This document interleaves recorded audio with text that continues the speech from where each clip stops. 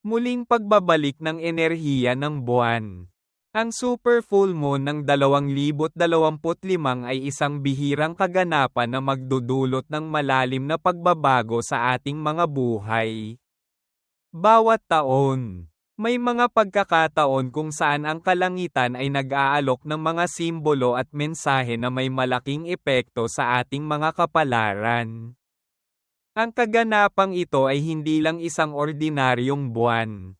Ito ay isang celestial na fenomeno na nagpapakita ng espesyal na alignment ng mga planeta na magdadala ng pagbabago sa aspeto ng ating pinansyal na buhay, career, at pangkalahatang tagumpay. Simula ng bagong paglalakbay, ang lakas ng super full moon. Ang super full moon ay mas malaki at mas makapangyarihan kaysa sa karaniwang buwan. At ito ay nagaganap kapag ang buwan ay pinakamalapit sa ating planeta. Ang espesyal na alignment na ito ay nagiging isang gateway para sa mga pagkakataon at swerte. Kaya naman ito ay tinuturing ng mga astrologer bilang isang makapangyarihang oras upang magdesisyon at magsimula ng mga bagong hakbang. May 3 zodiac signs na itinuturing na paboritong mapagpala ng mga enerhiya ng super full moon na ito. Kung ikaw ay kabilang sa mga sign na ito, maaaring maranasan mo ang isang hindi inaasahang pagbabagong pangpinansyal. Kaya, ano ang magiging epekto ng kaganapang ito sa iyong buhay? At paano mo maaaring samantalahin ang mga oportunidad na hatid nito? Ang 3 zodiac signs na magkakaroon ng swerte. Aries, ika-21 ng Marso hanggang ika-19 ng Abril, ang labanan ng tapang at tagumpay. Aries, ikaw ang unang sign ng zodiac. At ito ay may malaking kahulugan sa iyong landas sa buhay. Kilala ka sa iyong tapang, ambisyon, at likas na kakayahan sa pamumuno. Ang super full moon ng 2025 ay magsisilbing isang turning point sa iyong career at pinansyal na buhay. Karanasan ng pag-akyat sa antas ng tagumpay.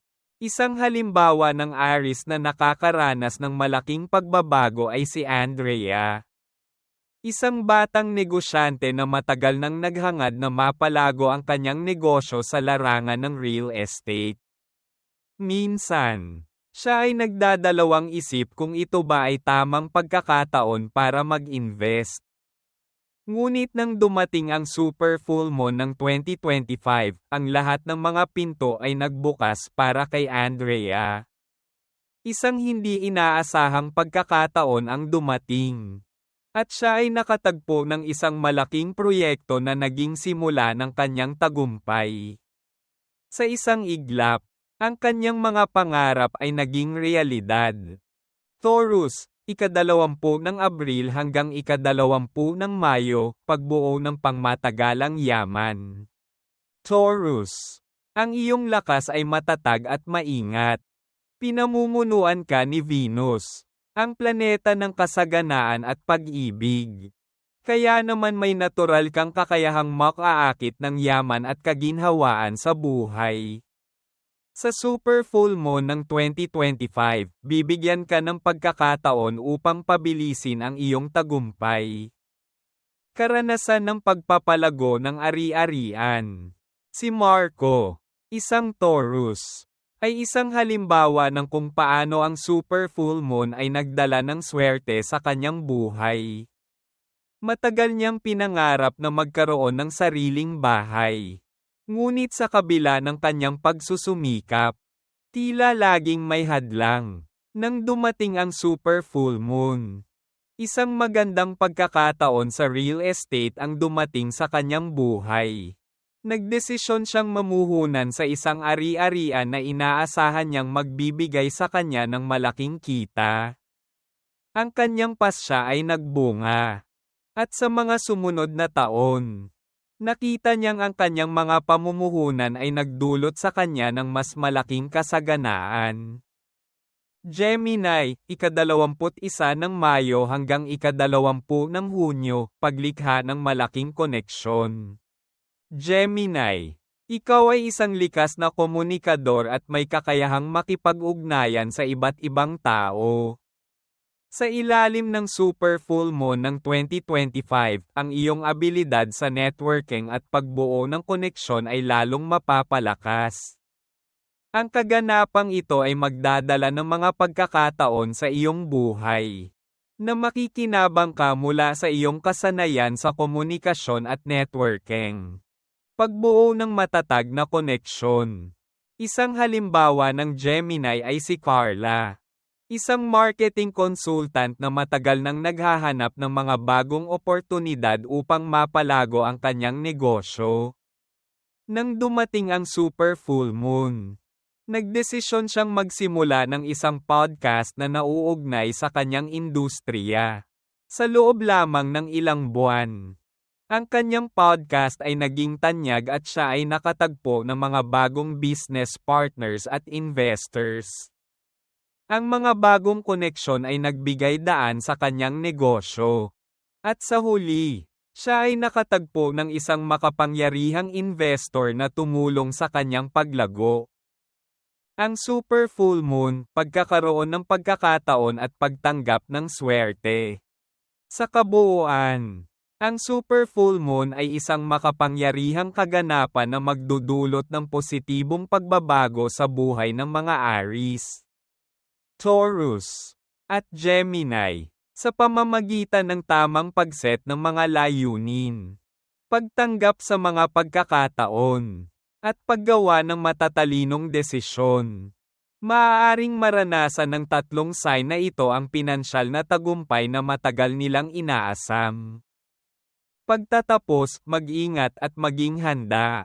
Bilang pagtatapos, ang super full moon ng 2025 ay hindi lamang isang simpleng celestial event. Ito ay isang pagkakataon na nagbibigay ng malalaking oportunidad sa mga handang yakapin ito. Ang mga zodiac signs na Aries, Taurus, at Gemini ay magkakaroon ng mga pagkakataon na magdadala sa kanila sa isang landas ng kasaganaan at tagumpay. Basta't magpapatuloy silang magsikap at kumilos. Samantalahin ang kaganapang ito at magtiwala na ang universo ay may inihandang mas magandang kinabukasan para sa iyo. Pagmumuni-muni at pagkilos sa mga susunod na linggo. Habang ang mga epekto ng super full moon ay patuloy na magbabalik sa buhay ng tatlong zodiac signs na ito, mag-ingat at magmasid sa mga senyales ng buhay. Ang iyong tagumpay ay nagsisimula sa iyong mga aksyon at desisyon. Ang susunod na hakbang ay nasa iyong mga kamay. Gamitin ang enerhiya ng super full moon upang magtakda ng mga layunin at magtulungan upang makamit ang mga pangarap na matagal mo nang hinahangad. Magsimula ng bagong simula at paglalakbay. Ang super full moon ay isang paalala na ang lahat ng bagay sa buhay ay may pagkakataon na magbago. Sa pamamagitan ng tamang pananaw, pananampalataya, at pagsusumikap, maaari mong makamtan ang iyong pinansyal na tagumpay. Ngayon, higit kailanman, ay ang tamang panahon para gumawa ng malalaking hakbang sa iyong buhay. Ang pag-usbong ng tadhana, pagtanggap ng mga pagkakataon. Habang ang super full moon ng 2025 ay naglalakbay sa kalangitan, nagdudulot ito ng mga enerhiya na hindi lang nagsisilibing gabay sa ating landas, kundi rin isang pagkakataon upang magbukas ng mga pinto ng swerte at tagumpay. Ang tatlong zodiac signs na Aries, Taurus, at Gemini ay masisilayan ang kanilang tadhana sa ilalim ng makapangyarihang impluwensya ng kaganapang ito.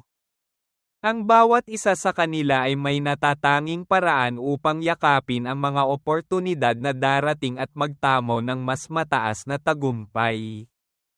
Aries, pagkatalo at tagumpay sa mga hamon. Bilang isang natural na pinuno, ang Aries ay walang takot na haharapin ang anumang hamon. Ang super full moon ng 2025 ay hindi lang isang pagkakataon para sa kanila upang makuha ang hinahangad nilang tagumpay, kundi pagkakataon din ito para matutunan nila ang kahalagahan ng pasensya at tamang timing. Maaaring ang unang bahagi ng taon ay puno ng mga pagsubok, ngunit sa pagdating ng super full moon, makakaranas sila ng isang malaking breakthrough na magbibigay ng magandang pagtingin sa kanilang pinansyal at career na landas. Si Aldrin, isang batang negosyante na Aries, ay halimbawa ng isang tao na hindi tumitigil sa pagsusumikap. Matapos ang isang mahirap na taon ng pagsubok, nagbukas ang oportunidad na matagal niyang inaasam. Isang malaking kliyente ang dumating sa kanyang negosyo, at ang kanyang mga kita ay tumaas ng malaki. Hindi lang niya nahanap ang financial na tagumpay, kundi natutunan din niyang magtiwala sa sarili at hindi matakot sa mga biglaang pagbabago. Mga hakbang na dapat gawin ng Aries. Tanggapin ang mga pagsubok sa ilalim ng super full moon. Ang Aries ay matututo kung paano magpatawad at magpatuloy sa harap ng mga pagkatalo. Dapat mag-focus sa mga oportunidad sa halip na sa mga pagkatalo. Maglaan ng oras para magplano, huwag matakot magtulungan at humingi ng tulong mula sa mga tao sa paligid. Pagplano at tamang panahon ang mga susi sa tagumpay ng Aries. Taurus, pagpapalago ng yaman at pagbubuo ng seguridad. Ang mga Taurus ay kilala sa kanilang matatag at maingat na kalikasan. Hindi sila mabilis magdesisyon, ngunit kapag nagsimula na silang magtiwala sa isang bagay, hindi nila ito iiwan. Sa super full moon ng 2025, ang kanilang pananaw sa buhay ay magiging mas malinaw.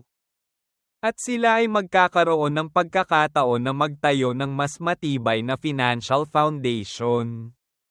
Magiging posible para sa mga Taurus na magsimula ng bagong negosyo o mamuhunan sa isang bagay na magdudulot ng pangmatagalang yaman.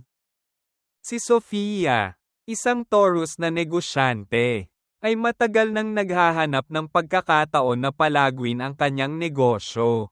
Sa ilalim ng impluwensya ng super full moon, natutunan niyang magsimula ng isang online business at mag-invest sa isang proyekto na magbibigay ng steady cash flow.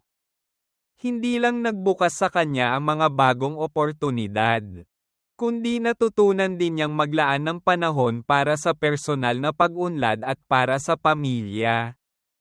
Mga hakbang na dapat gawin ng Taurus. Maging handa sa pagbabago, bagamat natural na nag-iingat ang mga Taurus.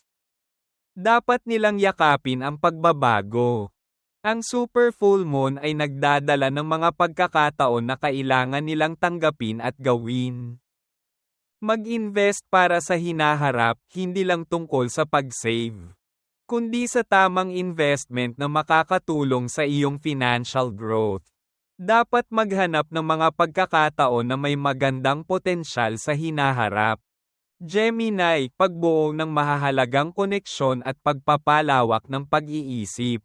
Para sa Gemini, ang super full moon ng 2025 ay isang pagkakataon upang mapagtanto nila na ang tagumpay ay hindi lamang nakasalalay sa kanilang sariling kakayahan, kundi pati na rin sa mga koneksyon at relasyon na kanilang binubuo.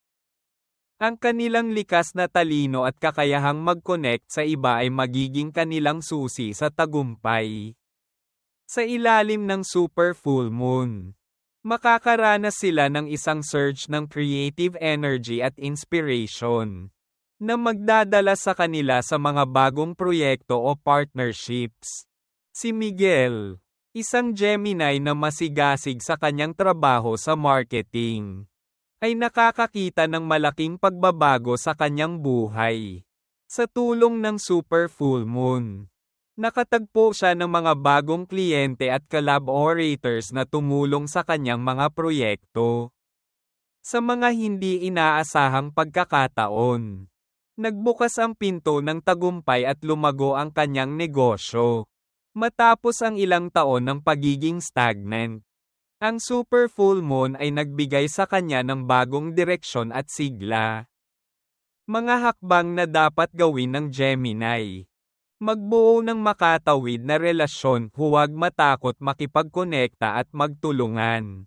Ang mga bagong relasyon ay magdadala ng mga oportunidad. Huwag matakot sa pagbabago, ang super full moon ay isang paalala na ang pagbabago ay isang mahalagang bahagi ng paglago. Dapat maging bukas ang Gemini sa mga bagong ideya at posibilidad. Pagtatapos, ang pagtanggap ng swerte at paglago. Ang super full moon ng 2025 ay nagdadala ng malaking swerte para sa tatlong zodiac signs na Aries, Taurus, at Gemini. Ang kanilang mga personal na buhay at pinansyal na kalagayan ay magiging mas magaan at puno ng pagkakataon sa darating na mga buwan.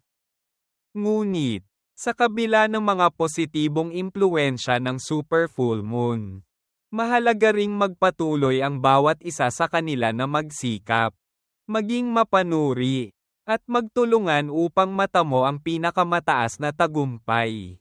Habang ang mga paborableng enerhiya ng kaganapang ito ay magdadala ng maraming pagbabago, ang tunay na tagumpay ay nakasalalay sa iyong mga aksyon.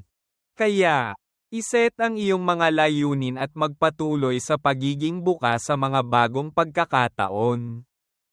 Maghanda para sa bagong paglalakbay. Sa pagtatapos ng super full moon ng 2025, tandaan na ang bawat hakbang na iyong gagawin ay makakatulong sa iyong tagumpay. Hindi lamang tungkol sa kung anong mga pagkakataon ang darating, kundi kung paano mo haharapin ang mga ito. Gamitin ang lakas at enerhiya ng super full moon upang magsimula ng bagong mga proyekto. Magplano ng mas matagumpay na bukas. At magtulungan upang mapabuti ang iyong buhay. Ang tagumpay ay hindi isang pagkakataon na dumadaan. Ito ay isang proseso ng pagbuo at pag-aalaga ng mga oportunidad na darating.